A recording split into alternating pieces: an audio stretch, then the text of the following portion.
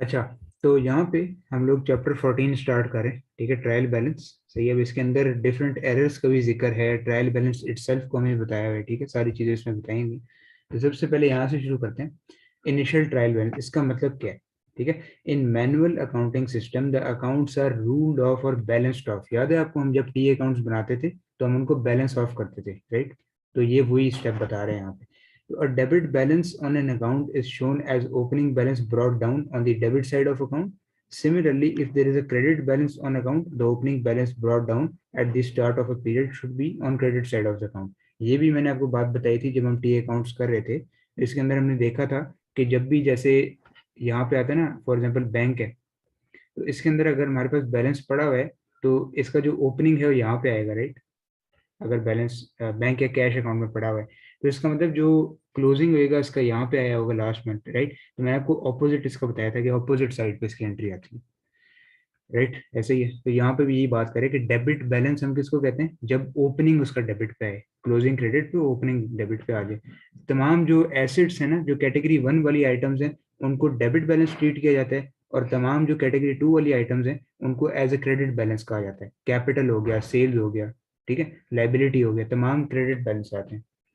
यहाँ भी exact same चीज लिखी हुई है सारी, जो ऑलरेडी मैं आपको बता चुका हूँ कि किस लेजर में किस साइड पे एंट्री आती है। अब ट्रायल बैलेंस क्या होता है कि a trial balance checks whether a ledger accounts are correct in so far as the total debit balances and the total credit balances are equal. अच्छा, ट्रायल बैलेंस ना कुछ इस तरह का बनता है, सारे लेजर अकाउंट्स के टोटल यहाँ पे आप one by one, line by line लिखते जाते हैं, ठीक है। Cash, bank, liability, payable, receivable, sales, purchase, ठीक है। उसका जो है डेबिट और क्रेडिट पे बैलेंस आप लिखते जाते हैं। अगर सेल्स है तो उसका कहाँ पे आएगा, कैटेगरी 2 वाली आइटम्स का क्रेडिट पे आएगा, और कैटेगरी 1 वाली आइटम्स है इनका डेबिट पे आएगा। कोई एसेट हो गया, एक्सपेंस हो गया, ठीक है, ड्राइंग्स हो गई और परचेजेस होगी, इस तरह की सारी चीजें, तो ये हम लिखेंगे डेबिट साइड में, ठीक है। तो ये हमारे लेजर अकाउंट के रेस्पेक्टिव बैलेंसेस आ जाएंगे। अच्छा, गोल इसमें ये होता है कि हम लोगों ने जो टोटल है ना, टोटल्स दोनों के सेम आने चाहिए, हमारे डेबिट साइड के भी सेम आने चाहिए और क्रेडिट साइड के भी। क्योंकि अगर यहाँ पे कोई गलती हुई तो हमें पता चल जाएगा ट्रायल बैलेंस, क्योंकि मैंने आपको बताया एरर चेकिंग डिवाइस है, राइट। अगर कोई गलती हुई, अगर ये दोनों इक्वल ना आ रहे हो, तो हमें पता चल जाएगा कि हमने टी अकाउंट्स या फिर डबल एंट्रीज में कोई ना कोई गलती की है, ठीक है जी। ओके बिलाल, कैसे हैं आप, ठीक है। ओके, तो इसकी मैं रिकॉर्डिंग भी कर रहा हूँ इस लेक्चर की। हमने जस्ट ट्रायल बैलेंस अभी शुरू किया हुआ है, ठीक है। और बस अभी स्टार्टिंग वाला पार्ट ही सिर्फ देखा है कि ट्रायल बैलेंस क्या होता है, ठीक है। अब नेक्स्ट चीज़ है कि ट्रायल बैलेंस का रीज़न क्या होता है, मतलब कि ट्रायल बैलेंस क्यों बनाते हैं, क्या इसका पर्पज़ क्या है। तो तीन मेन रीज़न है इसके।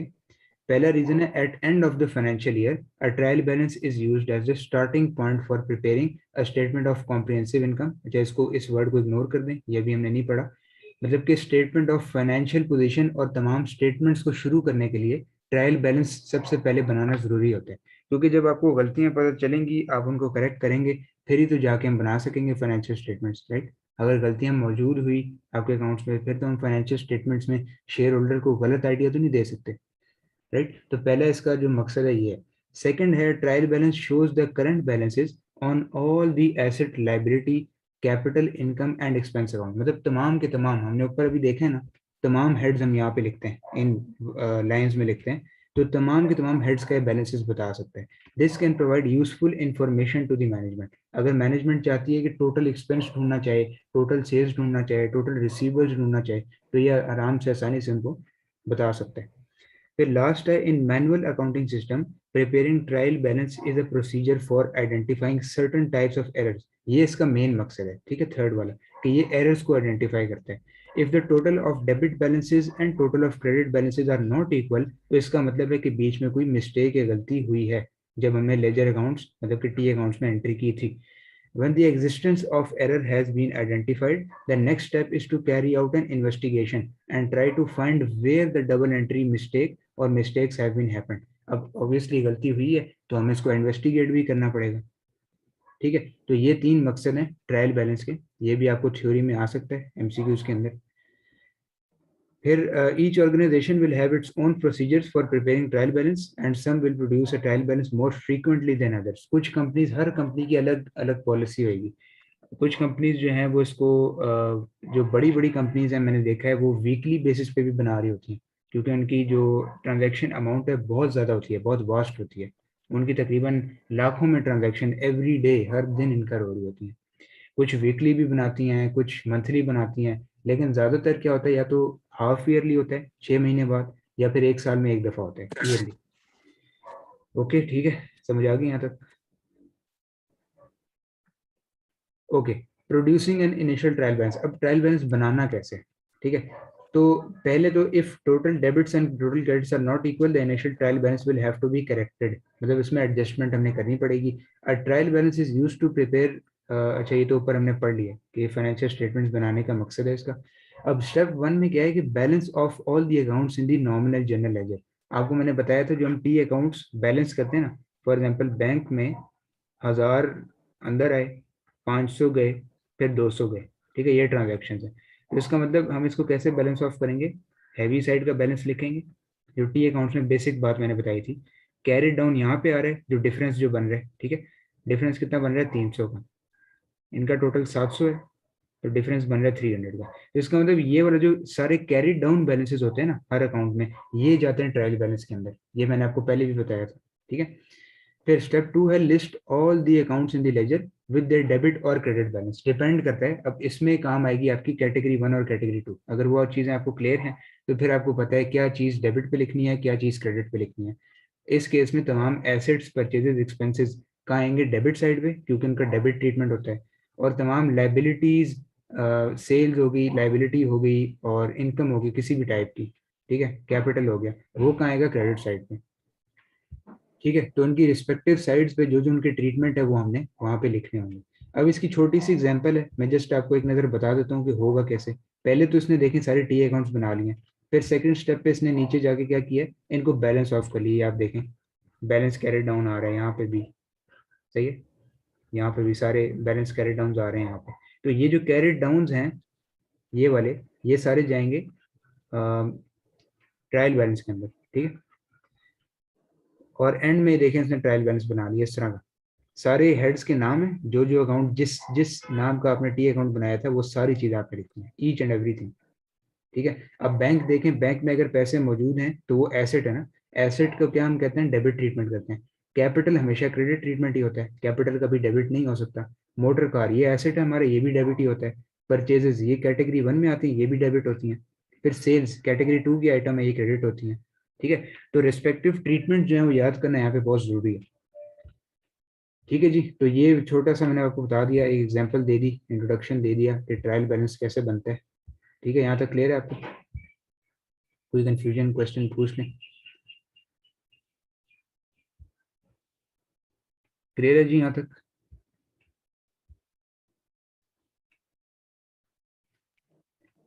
ये ओके ओके, ठीक हो गया। अच्छा, अब मेन जो चीज़ है इसके अंदर वो है आइडेंटिफिकेशन ऑफ एरर्स। इसके अंदर मेन चीज़ है एरर्स का, ठीक है, कि एरर्स हम कैसे आइडेंटिफाई करेंगे। तो दो टाइप्स के एरर्स हैं, ठीक है। यहाँ पे मैं वाइट बोर्ड ओपन कर लेता हूँ। दो टाइप्स के एरर्स हैं, ठीक है, जो कि फर्स्ट टाइप है हमारी errors identified bye trial balance, ठीक है। पहली टाइप है हमारे पास कि ऐसे एरर्स जो ट्रायल बैलेंस पकड़ लेगा, जिनकी गलती ट्रायल बैलेंस पकड़ लेगा। कैसे पकड़ेगा? कि डेबिट्स जो हैं वो क्रेडिट्स के इक्वल नहीं आ रहे होंगे, debits will not be equal to credit. ये साइन जो होता है ये होता है will not be equal to, सही है। तो इस केस में क्या होगा? Debits will not be equal to credit, मतलब कि डेबिट साइड का टोटल आ रहा होगा 500 ट्रायल बैलेंस के अंदर, और क्रेडिट साइड का टोटल आ रहा होगा फॉर एग्जाम्पल 450। तो आप देख सकते हैं डिफरेंस है। तो इस केस में हम कहते हैं कि ये वो वाले एरर्स आइडेंटिफाई किए ट्रायल बैलेंस ने जो वो ऑलरेडी पकड़ चुका है, ठीक है। यहाँ पे ट्रायल बैलेंस ने 50 का एरर देखें आइडेंटिफाई कर लिया। लेकिन कुछ ऐसे भी एरर्स होते हैं जो ट्रायल बैलेंस जिसमें अंधा हो जाता है, जिसमें उसको कोई भी डिफरेंस नजर नहीं आता, उनको हम कहते हैं errors not identified by trial balance. मतलब कि ऐसे एरर्स जो ट्रायल बैलेंस आइडेंटिफाई नहीं करेगा। अब इस केस में क्या होगा? क्योंकि आइडेंटिफाई नहीं करेगा, क्योंकि अंधा हो जाएगा, ये ब्लैक एनक पहन लेगा, तो इस केस में डेबिट हमेशा क्रेडिट की इक्वल होंगे, क्योंकि ट्रायल बैलेंस शो ही नहीं करेगा कोई एरर हुआ है, राइट। वो तो कहेगा सब ठीक है, आप आगे चलें, फाइनेंशियल स्टेटमेंट्स में चलें, ठीक है। तो इस केस में ट्रायल बैलेंस ट्रिक हमें करेगा, हमें खुद पकड़ने पड़ेंगे बैलेंसेस। अच्छा, अब सवाल वो कैसे पूछेगा, अभी हम सवाल देखते हैं किट से, कुछ एग्जांपल्स भी देखते हैं। ट्रायल बैलेंस के दोनों के रिस्पेक्टिव डेबिट और क्रेडिट का बैलेंस दे देगा, टोटल्स दे देगा, ठीक है, जैसे ऊपर मैंने यहाँ पे लिखे हैं ये वाले डेबिट्स और क्रेडिट्स के टोटल दे देगा, और बताएगा 1 2 3 4 करके लिस्ट दे देगा कि ये एरर्स हैं, इनको आइडेंटिफाई करें, करेक्ट करें, क्या होगा। सही है। तो दो टाइप्स के एरर्स हैं, वन बाय वन को डिस्कस करते जाते हैं। सही है। अच्छा, फर्स्ट टाइप के एरर्स हैं हमारे पास, errors identified by the trial balance, errors identified. तो पहला एरर है हमारे पास एरर ऑफ सिंगल एंट्री। अब इसको पढ़ते हैं क्या है। somehow transaction must have been recorded in such a way that debit entry for the transaction was not matched by a credit entry. One option is for only one part of the double entry to be posted, say debit $100 but not the other part. अच्छा, पहली गलती है जिसका नाम है error of single entry. मैं आपको साथ साथ समझाता भी जाता हूँ और व्हाइट बोर्ड पे भी लिखता जाता हूँ। एरर ऑफ सिंगल एंट्री, आपको नाम ही खुद ही बता रहा है, कुछ समझने की जरूरत ही नहीं है। सिंगल एंट्री का क्या मतलब कि आपने डेबिट कैश कर दिया लेकिन सेल क्रेडिट नहीं किया। डेबिट कैश 500 कैश सेल हुई थी फॉर एग्जांपल, ठीक है। तो डेबिट आपने कैश कर दिया 500 से, क्रेडिट करना जी याद ही नहीं रहा आपको। तो क्या इधर डिफरेंस आएगा, क्या इधर डिफरेंस आएगा, यस आएगा, बिल्कुल आएगा। और डिफरेंस आएगा तो इसका मतलब कि ट्रायल बैलेंस ने ये एरर पकड़ लिया है, ये हमें बता रहा है, आइडेंटिफाई कर रहा है, क्योंकि डेबिट और क्रेडिट तो इक्वल ही नहीं है। तो following are example of errors which could be revealed by trial balance, ठीक है। तो ये वाला एरर है सिंगल एंट्री वाला, जो कि ट्रायल बैलेंस पकड़ लेगा। ओके, ठीक है। अच्छा, यस सर। नेक्स्ट पे आते हैं, एक मिनट।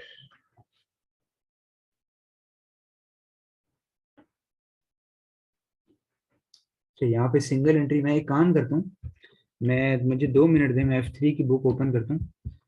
यहाँ पे इसने सही तरह इसको एक्सप्लेन नहीं किया हुआ। F3 की बुक में ये काफ़ी हद तक सही तरह इसने एक्सप्लेन किया हुआ है। एक सेकेंड।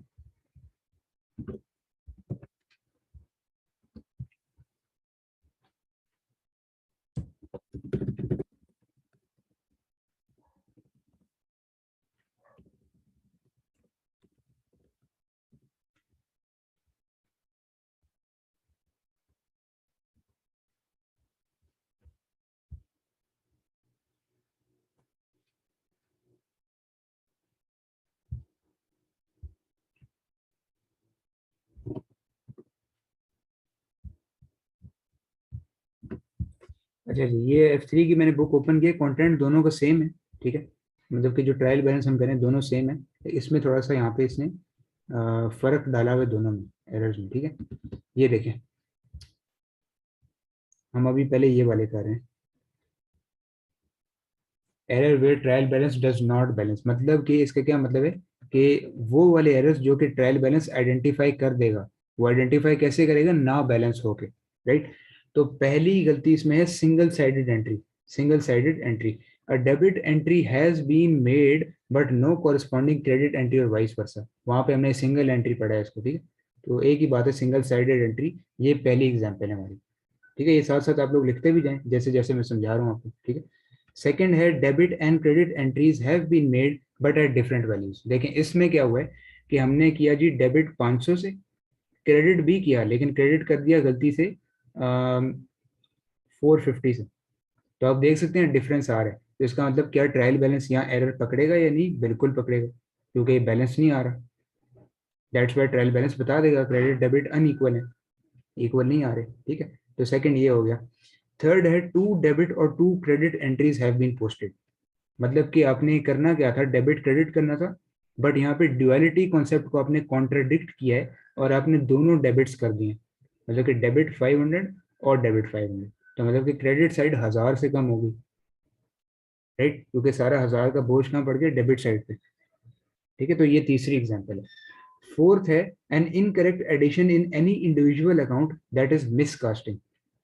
इसका मतलब है कि आपने किसी इंडिविजुअल के अकाउंट में गलत एडिशन कर दिया, मतलब कि किसी अकाउंट में, मैं आपको एग्जांपल देता हूँ, आपने मिस्टर ए से पैसे रिसीव किए, ठीक है, मिस्टर ए से आपने पैसे रिसीव किए, लेकिन गलती से आपने मिस्टर बी के अकाउंट को गलती से क्रेडिट कर दिया, ठीक है, करना आपने डेबिट था लेकिन क्रेडिट कर दिया, ठीक है, तो उल्टा कर दिया, incorrect addition on any individual account, सही है। फिर opening balance has not been brought down, कुछ केसेस में ऐसा होता है कि आप टी अकाउंट बना रहे हैं, सारी एंट्री सही साइड पे आपने लिखी है, पता चला जी ओपनिंग बैलेंस तो लिखा ही नहीं, ओपनिंग बैलेंस तो है ही नहीं, तो इसका मतलब पूरा अकाउंट गलत आया होगा, ओपनिंग नहीं है तो क्लोजिंग भी गलत आएगा, राइट। इस तरह भी डेबिट क्रेडिट पे डिफरेंस आ जाएगा ऑब्वियसली, ठीक है। तो ये एक और एग्जांपल है। फिर एक्सट्रैक्शन एरर, एक्सट्रैक्शन एरर का मतलब है balance in the trial balance is different from the balance in relevant account और बैलेंस फ्रॉम द लेजर। देखें एक्सट्रैक्शन क्या होती है कि टी अकाउंट्स के क्लोजिंग बैलेंस को पकड़ के, उस पकड़ने को कहना एक्सट्रैक्शन कहते हैं, ठीक है, उस पकड़ने को हम एक्सट्रैक्शन कहते हैं। तो टी अकाउंट्स के बैलेंसेस पकड़ के कहाँ डालने हमने, ट्रायल बैलेंस में, तो उस पकड़ने वाले एरिया में हमारी गलती होगी है, हमने अमाउंट को कितना पढ़ा 500, लेकिन गलती से हमने एक जीरो ज्यादा लिख दिया ट्रायल बैलेंस में, 5000 लिख दिया, हमें लगा ये 5000 है लेकिन एक्चुअली तो 500 है, ठीक है। तो ये हो गया एक्सट्रैक्शन एरर, सही है जी, क्लियर है आपको यहाँ तक? ये पहले टाइप के यस एरर्स हैं जहाँ पे ट्रायल बैलेंस बैलेंस नहीं करता, मतलब कि डेबिट्स क्रेडिट्स के इक्वल नहीं होते, also known as where trial balance identifies the error, trial balance पकड़ लेता है यहाँ पे एरर, ठीक है। बिलाल आपको क्लियर है यहाँ तक? ओके। अब दूसरी जो टाइप है, दूसरी टाइप है हमारे पास, वो है कि जहाँ पे ट्रायल बैलेंस अंधा हो जाएगा, जहाँ पे ट्रायल बैलेंस नहीं पकड़ सकेगा, एरर्स कहाँ पे हुए हैं हमारे, ठीक है, एरर हुआ होगा लेकिन ट्रायल बैलेंस कहेगा ठीक है आप आगे चलें, डेबिट क्रेडिट इक्वल है, लेकिन एरर हुआ होगा। तो errors where trial balance still balances, ठीक है। तो पहली एग्जांपल है एरर ऑफ ओमिशन। अब एरर ऑफ ओमिशन का मतलब है कि आपने ट्रांजैक्शन लिखी ही नहीं, ट्रांजैक्शन अकाउंटिंग रिकॉर्ड तक पहुंची नहीं, सेल हुई है आपकी 100 की, ना आपने क्रेडिट सेल किया है ना आपने डेबिट रिसीवेबल किया है, अकाउंटिंग सिस्टम को पता ही नहीं चला कि सेल हुई है, ठीक है, बस आपने चुपके से सेल कर दी, तो आपने ओमिट कर दिया, ओमिट कर जाना, ओमिशन का मतलब भूल जाना, आप भूल गए उसको रिकॉर्ड करना, ठीक है। फिर एरर ऑफ कमीशन। अब देखें एरर ऑफ कमीशन क्या होता है कि transaction has been recorded in the wrong account, मतलब कि मैं आपको बताता हूँ एरर ऑफ कमीशन और एरर ऑफ प्रिंसिपल जो है ना आपस में बहन भाई हैं, ठीक है, दे आर सिबलिंग्स। मैं आपको बताता हूँ कैसे। देखिए ये दोनों बहुत सिमिलर हैं। एरर ऑफ कमीशन में क्या होता है कि आपने गलत अकाउंट में अगर सही अकाउंट में एंट्री की है लेकिन रॉन्ग नेचर है, यहाँ पे मैं आपको समझाता हूँ, देखें कमीशन, एरर ऑफ कमीशन जो है इसका क्या मतलब है, करेक्ट अकाउंट रॉन्ग नेचर, नहीं सॉरी सॉरी एक minute, wrong account same nature. मैं आपको एग्जांपल देता हूँ, नेचर से यहाँ पे क्या मतलब है, एसेट्स एक्सपेंसेस कैटेगरी 1 की आइटम है या कैटेगरी 2 की आइटम है, इसका मतलब है नेचर, ठीक है, क्योंकि देखें कैटेगरी 2 पे जब हम मूव करते हैं तो ट्रीटमेंट ऑटोमेटिकली ऑपोजिट हो जाता है, राइट, मतलब कि ट्रीटमेंट जो हम कैटेगरी 1 में डेबिट करते हैं इंक्रीज पे, कैटेगरी 2 में डेबिट क्या हो जाता है, डिक्रीज का हो जाता है, इंक्रीज का तो नहीं रहता फिर, राइट। तो एरर ऑफ कमीशन की सिंपल सी मैं आपको एग्जांपल देता हूँ कि आपने रिकॉर्ड करना था मोटर कार, आपने मोटर कार बाय की, ठीक है, मोटर कार क्या है, एसेट है, लेकिन गलती से आपने कहाँ रिकॉर्ड कर दिया इसको, आपने रिकॉर्ड कर दिया इसको मशीनरी अकाउंट में, मशीनरी अकाउंट में आपने रिकॉर्ड कर दी, देखिए दोनों हैं एसेट, तो नेचर हमारी सेम है, बात सिर्फ कैटेगरी 1 तक की है, नेचर सेम है, अकाउंट कौन सा है गलत है। तो देखें आपने क्या किया है, डेबिट और क्रेडिट बिल्कुल सही किया है, गलत अकाउंट में कर दिया है, तो क्या डेबिट और क्रेडिट में फर्क आया? नहीं, बिल्कुल भी नहीं आया, डेबिट तो आपने सही जगह की है, सिर्फ अकाउंट गलत किया है। अकाउंटिंग सॉफ्टवेयर ये तो नहीं पकड़ेगा ना कि अकाउंट में गलत आपने एंट्री कर दी है, वो तो डेबिट और क्रेडिट की गलतियां पकड़ेगा, राइट। तो देखें करना आपने ये था, डेबिट कार करना था, क्रेडिट कैश करना था, लेकिन एक्चुअली क्या कर दिया, डेबिट मशीनरी, डेबिट मशीन और क्रेडिट कैश। देखें डेबिट क्रेडिट तो बिल्कुल सही हुआ है, यहाँ पे तो कोई फर्क ही नहीं है, तो इसका मतलब ये ट्रायल बैलेंस एरर नहीं पकड़ेगा, यहाँ पे वो अंधा हो जाएगा। ठीक है, तो ये है एरर ऑफ कमीशन। इसमें ये दो इंपॉर्टेंट कीवर्ड्स हैं, एक रॉन्ग अकाउंट, मतलब कि अकाउंट गलत है लेकिन नेचर सेम है। ठीक है, रॉन्ग अकाउंट सेम नेचर, ये अपने पास आप लिख लें अगर आप लिखना चाहते हैं कमीशन का, कि अकाउंट गलत है लेकिन नेचर सेम होती है। ठीक है, ये चार वर्ड्स लिख लें। अब नेक्स्ट वाले हमारे पास प्रिंसिपल, एरर ऑफ प्रिंसिपल, वो भी मैं यहीं पे समझा देता हूँ। अब मैं कह रहा था ये दोनों रिलेटेड है, कैसे रिलेटेड है मैं आपको बताता हूँ। देखें, एरर ऑफ प्रिंसिपल और कमीशन में सिर्फ ये फर्क है कि एरर ऑफ कमीशन, कमीशन में सेम नेचर थी ना, प्रिंसिपल में क्या होता है, रॉन्ग नेचर हो जाती है।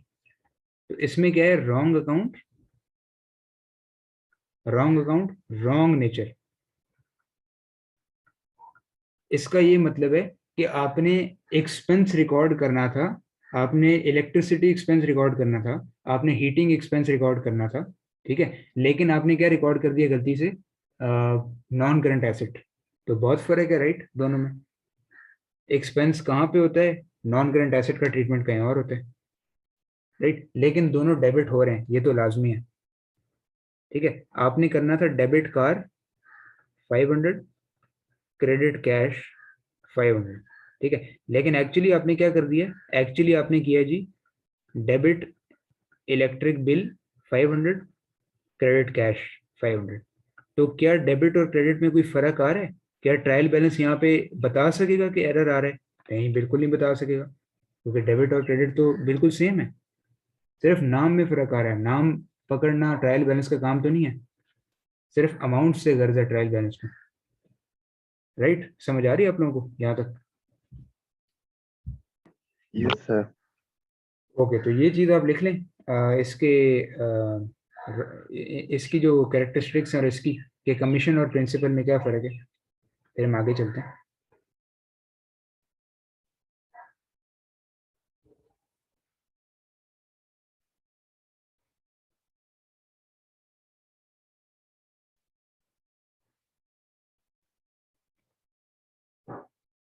सही है जी, लिख लिया आपने, आगे चलें। Yes sir. ओके, ठीक है।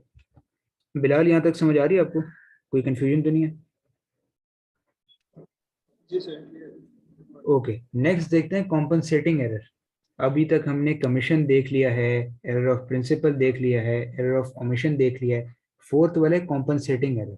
कॉम्पनसेटिंग एरर का मतलब है two different errors have been made which cancel each other out, मतलब कि एक दूसरे को कॉम्पनसेट कर देते हैं। मैं आपको सिंपल सी एग्जांपल देता हूँ। देखें, हुआ क्या है कि आपने एक्चुअली करना था डेबिट कार, मतलब कि आपने कार बाय की और क्रेडिट आपने कैश करना था। अब यहाँ पे आपने क्या किया, डेबिट कार 5000 और क्रेडिट कैश आपने गलती से कर दिया 5100। अब यही गलती आपको कुछ महीने बाद पता चली, लेकिन साल के अंदर अंदर, तो आपने इसकी कॉम्पनसेटिंग एंट्री क्या की, आपने कहा चले मैं किसी और फ्यूचर क्रेडिट में इसको एडजस्ट कर दूंगा। ठीक है, तो आपने क्या किया, आपने किया जी 2-3 महीने बाद एक और एंट्री हुई, डेबिट एक्सपेंस, कोई एक्सपेंस इनकर हुआ, होना वो 500 का था। ठीक है, लेकिन आपने 600 कर दिया, और क्रेडिट आपने कर दिया जी कैश 500। ठीक है, तो आप देख सकते हैं यहाँ पे कॉम्पनसेट हो गई हैं। इस 100 का ज्यादा होना डेबिट के 100 के ज्यादा होने से कैंसिल आउट हो गया। राइट, अब इस तरह डेबिट्स और क्रेडिट सेम आएंगे बिल्कुल। राइट, तो इसका ये मतलब है कि कॉम्पनसेट कर दिया एक दूसरे को। सही है, ये कॉम्पनसेटिंग एरर है।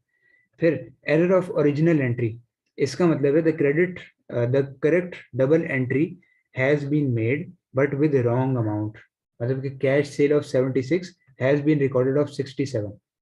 मतलब कि आपने क्या किया है, आपने 76 रिकॉर्ड करना था, लेकिन आपने क्या रिकॉर्ड कर दिया, डेबिट कैश 67 और क्रेडिट सेल भी 67 की आपने। तो यहाँ पे क्या फर्क आ रहा है डेबिट क्रेडिट में? नहीं आ रहा ना, तो इसका मतलब ये भी ट्रायल बैलेंस नहीं पकड़ सकेगा एरर। और आखिरी एरर है हमारा reversal of entries. Reversal of entries, the correct amount has been posted to the correct accounts but on the wrong side, मतलब कि आपने रिवर्स कर दिया एंट्री को। ठीक है, देखें करना क्या था आपने, debit machine, debit machine 5000, credit bank 5000, ये आपने करना था। लेकिन एक्चुअली आपने क्या किया, डेबिट बैंक 5000, क्रेडिट मशीन 5000। तो क्या यहाँ पे कोई फर्क आ रहा है? क्या यहाँ पे कोई फर्क आ रहा है? नहीं आ रहा ना, सिर्फ अकाउंट नेम में फर्क है। अगेन ट्रायल बैलेंस को किससे गर्ज है? सिर्फ अमाउंट से गर्ज है, सिर्फ मॉनेटरी वैल्यू से गर्ज है, राइट। तो डेबिट क्रेडिट तो यहाँ दोनों में सेम है, सिर्फ नाम का फर्क है। तो यहाँ भी ट्रायल बैलेंस अंधा हो जाएगा, उसको कुछ पता नहीं चलेगा, वो कहेगा चलें कोई बात नहीं आगे चलें, बिल्कुल इक्वल शो करेगा वो। ठीक है जी, क्लियर है? ये हमने एरर्स तमाम के तमाम देख लिए हैं, I hope Yes, clear sir. है, कोई इशू तो नहीं है यहाँ तक? बिलाल क्लियर है आपको यहाँ तक? जी एंट्री कब बता रहे हैं? अ, सर। ये वाला ओरिजिनल एंट्री का मैं आपको बताता हूँ। देखें इसमें क्या हुआ है कि हमने एंट्रीज दोनों ठीक की हैं लेकिन उनको रिवर्स कर दिया। ठीक है, मतलब कि हमने क्या किया है, the correct double entry has been made but with wrong amount, सिर्फ अमाउंट्स को रिवर्स कर दिया। रिवर्सल ऑफ एंट्रीज में हम क्या कर रहे हैं, हमने टोटल डेबिट क्रेडिट ही चेंज कर दिया, लेकिन एरर ऑफ ओरिजिनल एंट्री का मतलब है सिर्फ अमाउंट्स रिवर्स कर दिए हमने। सही है? तो जैसे कि कैश सेल 76 की रिकॉर्ड करनी थी, लेकिन दोनों जगह डेबिट पे भी क्रेडिट पे भी, डेबिट पे भी क्रेडिट पे भी आपने दोनों जगह 67 लिख दिया। ठीक है, तो इस पे भी कोई फर्क नहीं आएगा। ओके जी, ठीक है, क्लियर है? अच्छा, अब एरर्स वाला पार्ट तो हमने देख लिया। देखें यहाँ पे भी सेम एरर्स हैं, वही वाले। अब हम आते हैं अगली चीज पे, and the most important thing, इसका नाम है सस्पेंस अकाउंट। ठीक है जी। अब सस्पेंस अकाउंट का क्या मतलब है मैं आपको बताता हूँ। कभी कभी ऐसा होता है कि ट्रायल बैलेंस में गलती आ रही है, ये डेबिट साइड है, ये क्रेडिट साइड। ठीक है जी। तो डेबिट साइड का टोटल आ रहा है 5000, ठीक है। क्रेडिट साइड का टोटल आ रहा है 4800।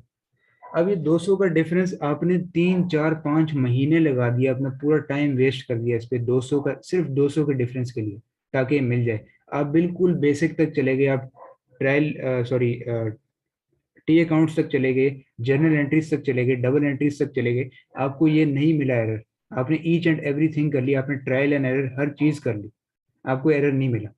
अब इस केस में आप क्या करेंगे, उस एरर को ऐसे ही तो नहीं जाने देंगे, क्योंकि अगर ऐसे ही जाने दिया तो फाइनेंशियल स्टेटमेंट्स के बैलेंसेस गलत आ रहे होंगे, राइट। तो इस केस में अगर आपको इतनी गलती ढूंढने के बावजूद भी उसका रीजन ना मिल रहे हो, तो इस केस में हमारा क्या आता है, सस्पेंस अकाउंट आता है। ठीक है, सस्पेंस अकाउंट का क्या मतलब है? सस्पेंस अकाउंट तब बनता है, it is a balancing entry. तो मैं क्या करूंगा, क्रेडिट पे 200 है ना, 200 का डिफरेंस है, मतलब 200 डिक्रीज्ड है, कम है। तो यहाँ पे मैं सस्पेंस लिखूंगा आखिरी में ट्रायल बैलेंस के, और यहाँ पे 200 की एंट्री लगा दूंगा, ताकि ये दोनों बैलेंस हो जाए, दोनों 5000 बन जाए। ठीक है, कोई भी फर्क यहाँ पे ना रहे। तो when there is an imbalance between total debits and total credits, the failure of trial balance to balance should be reported, and there should be established procedure within organization for investigating, उस गलती को investigate करना चाहिए जो आ रही है। The first step is to open a special account in the ledger called a suspense account. तो suspense account एक बहुत special account है, ठीक है। The account should be opened by entering a balance in the account such that if the suspense account is added to the trial balance, total debits and total credits will be equal। मतलब कि suspense account में हम वो balance डालेंगे, suspense से हम represent कर देंगे, जिससे हमारे डेबिट्स और क्रेडिट्स इक्वल हो जाएं। और ये टेम्परेरीली होता है, हमेशा के लिए नहीं होता। हम सस्पेंस में इसीलिए डाल देते हैं कि चलें हम अभी सस्पेंस में डाल देते हैं, हम आगे जाकर देखेंगे, अगर कोई एरर हमें मिल गया तो फिर हम इसको करेक्ट कर लेंगे। ठीक है, अक्सर केसेस में मिल जाता है एरर, बहुत तलाश करने के बाद।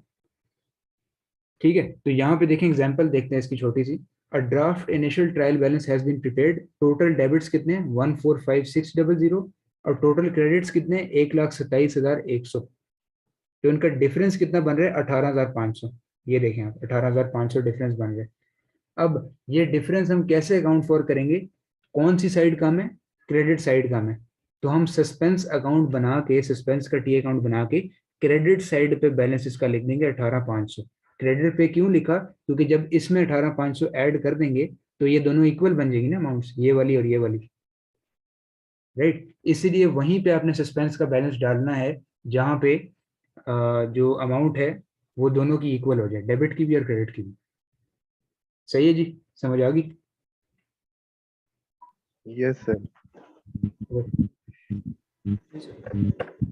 अब नेक्स्ट देखते हैं। अब इसमें ना बहुत एक हेक्टिक प्रोसीजर है बुक में जो बताया हुआ है। बुक में देखें, गौर से सुने, बुक में हमें क्या बताया हुआ है कि बहुत लंबा प्रोसीजर है कि पहले देखें होना क्या चाहिए था, what should have been done, फिर हमने करना क्या था, एक्चुअली किया क्या, और इसको करेक्ट कैसे करेंगे। बहुत लंबा प्रोसीजर है जो कि बिल्कुल करने की जरूरत नहीं है, it is purely just theoretical. सही है। तो हम जैसे ही सवालों पे जाएंगे ना, हमें खुद ब खुद समझ आ जाएगी कि क्या करना है। ये पूरा कॉमन सेंस बेस्ड है सारा, और उसमें कुछ भी नहीं है। ठीक है। अब देखते हैं। ये देखिए सारी चीज़ें वो लंबी चौड़ी बताई हुई हैं, कोई इनको पढ़ने का फायदा नहीं है। ठीक है। अब एक एग्जाम्पल करते हैं, ये वाली। ठीक है। या ऐसा करते हैं, डायरेक्ट टिट पे ही चलते हैं, क्योंकि ये अनवांटेडली एक लार्ज एग्जाम्पल है। इतनी लंबी एग्जाम्पल आपको एग्जाम में नहीं आनी। सही, बस में टोटल यही चीज़ें थी। अब जो हमने करना है प्रैक्टिस इसकी करनी है। ठीक है। तो तकरीबन 5-6 सवाल मैं आपको इसके करवा देता हूँ, और जो रिमेनिंग है ना, वो हम इंशाल्लाह नेक्स्ट क्लास में देखेंगे, कल वाली। एक सेकंड मैं टिट ओपन कर लूँ यहाँ से।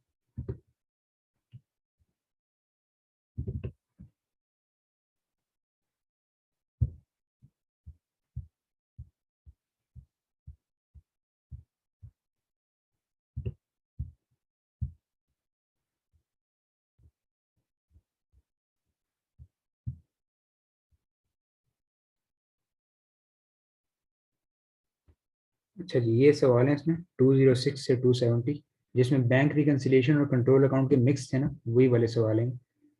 यहाँ पे मैं अलग कर देता हूँ कौन कौन से हैं इसके। ये तो बैंक रिकन्सिलिएशन का है, अ, ये भी रिसीवेबल्स का है, ये भी हमने कर लिया था।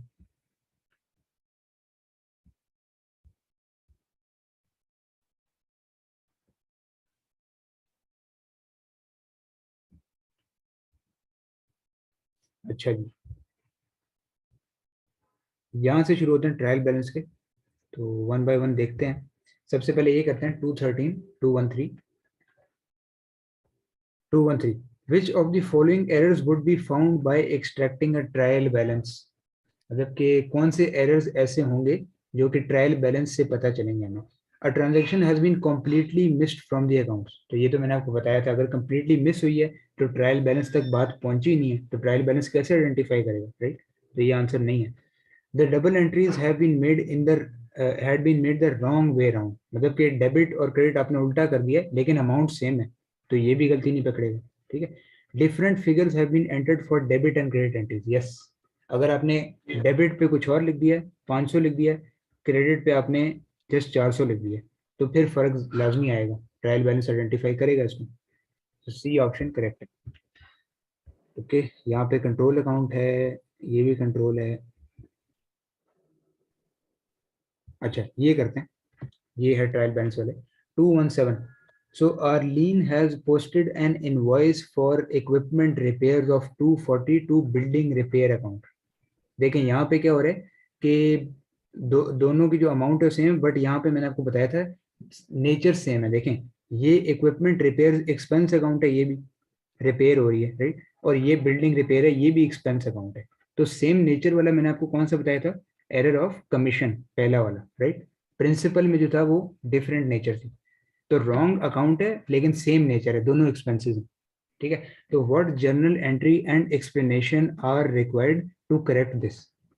ठीक है। देखिए यहाँ पे लिखा हुआ है एरर ऑफ ओमिशन, ये तो नहीं होगा, यहाँ पे नैरेटिव कहते हैं इसको। ठीक है, नैरेटिव का मतलब कि ये गलती क्यों हुई, तो ए और बी तो हो ही नहीं सकता।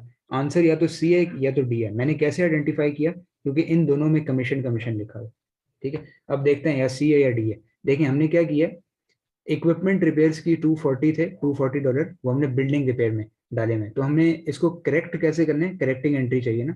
हम बिल्डिंग को क्रेडिट कर देंगे, बिल्डिंग रिपेयर को, और डेबिट किसको करेंगे, इक्विपमेंट रिपेयर को, इक्विपमेंट रिपेयर को। ठीक है, क्योंकि इसके अंदर तो डालने हैं हमने पैसे, राइट। अब इसका क्या होगा आंसर, बिल्डिंग रिपेयर में हमने डालने, सॉरी बिल्डिंग रिपेयर से हमने निकालने, और इक्विपमेंट रिपेयर के अंदर डालने, तो इसका डी ऑप्शन करेक्ट है।